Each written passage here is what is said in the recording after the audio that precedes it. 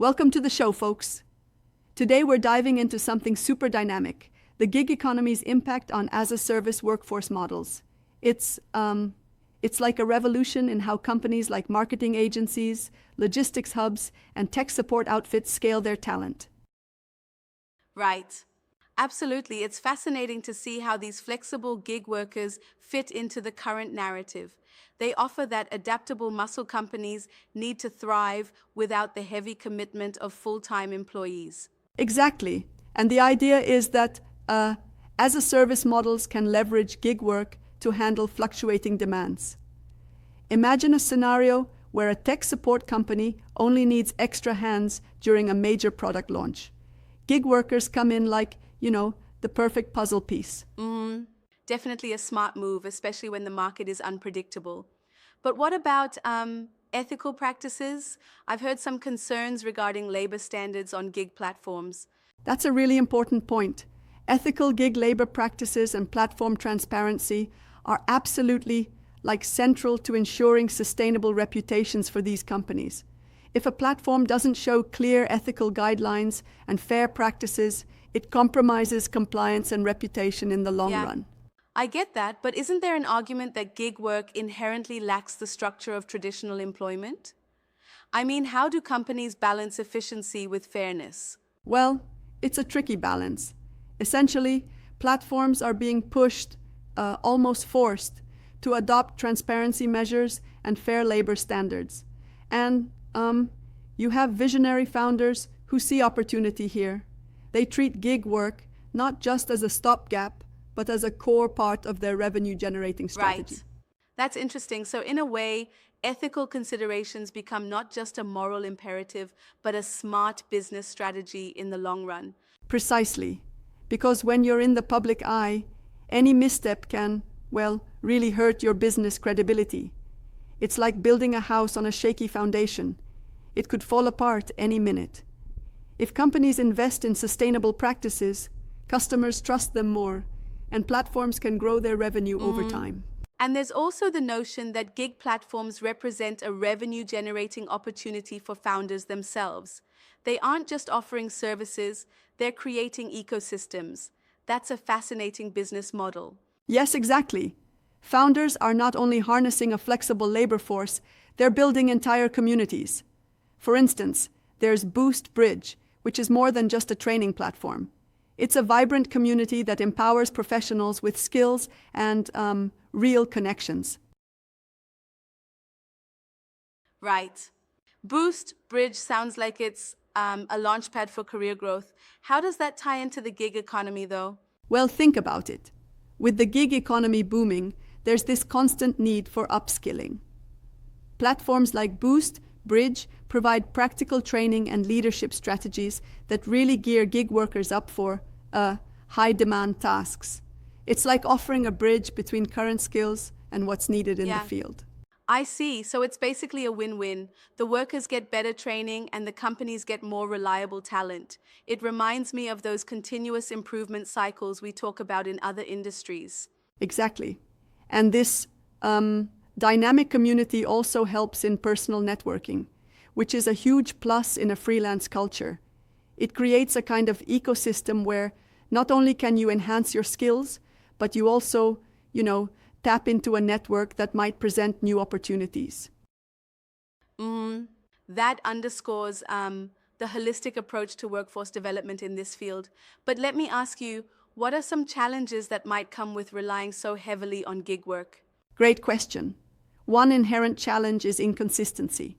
Companies need to ensure that the gig workers they rely on are not only skilled, but also committed to quality and reliability. Without the structure of a full-time position, there's sometimes a risk of variability in performance. Right. True, that variability could potentially derail the efficiency of a project, especially if the tasks are critical. Yes, exactly.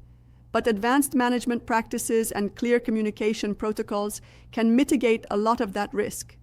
It's like managing a sports team with star players who are not always together. You have to build a system that brings everyone up to speed quickly. That analogy really captures it. And now, thinking about the sustainability of such a model.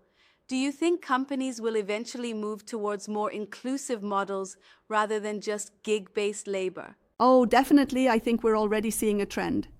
Many companies are experimenting with hybrid models that combine traditional roles with gig-based workers. It's like you have your core team for consistency and a pool of gig experts for flexibility. In this way, you can manage workload spikes without sacrificing quality or ethical standards. Yeah, that sounds promising, though. I would respectfully point out that this hybrid model might lead to a sort of two-tier system, one with full benefits and another without. Isn't that a potential ethical pitfall? That's a very valid concern. It is a fine line to walk. But with proper regulation and clear industry standards, it can be balanced. The focus needs to be on ensuring fairness across the board while still preserving the benefits of flexibility. Regulations would indeed help, but do you see any resistance from companies who might prefer the predictability of traditional employment models over the flexibility of gig work? Some resistance is natural, yes.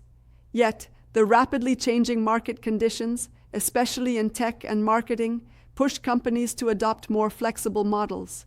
It's like you've got to adapt or be left behind. And the gig model is proving its worth by offering agile, scalable solutions that traditional employment just can't match in today's environment. Right. It sounds like a revolution in workforce management is already underway. But I'm curious, how much do these gig platforms contribute to actual revenue growth for founders? Oh, quite significantly. Founders who can tap into these gig economy platforms can not only manage costs more effectively, but also tap into abundant reservoirs of expertise.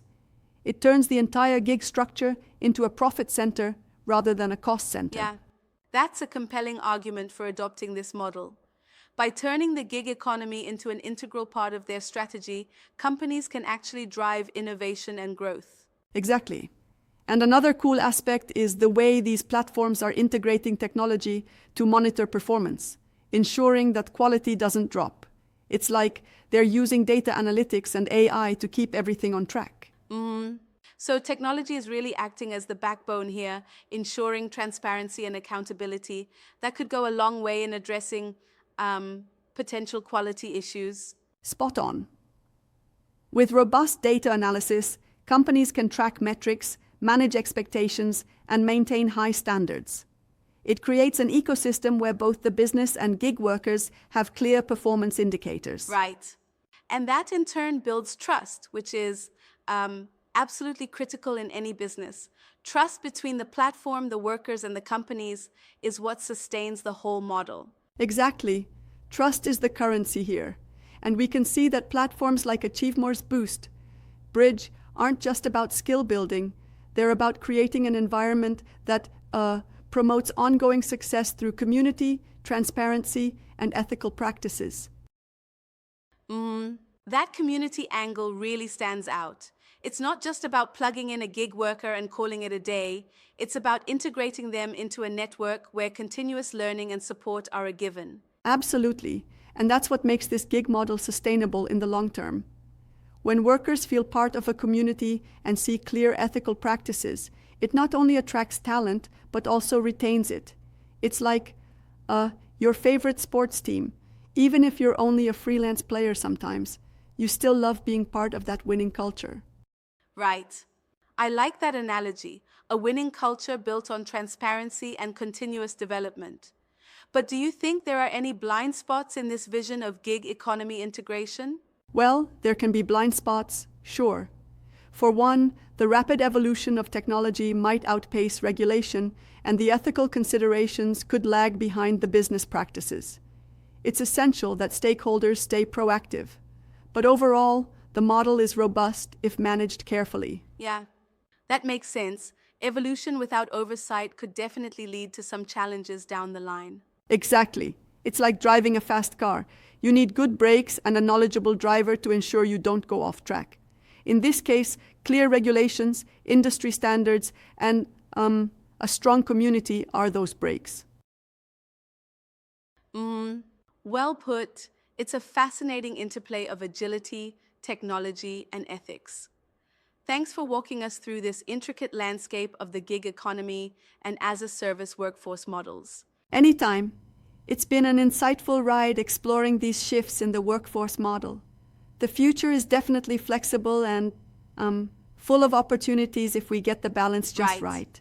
That's it for today's discussion. Stay tuned as we keep the conversation going about transformative business models and the dynamic world of work. Thanks for joining us. Remember, a well-connected community and ethical practices can truly power sustainable growth. Catch you next time.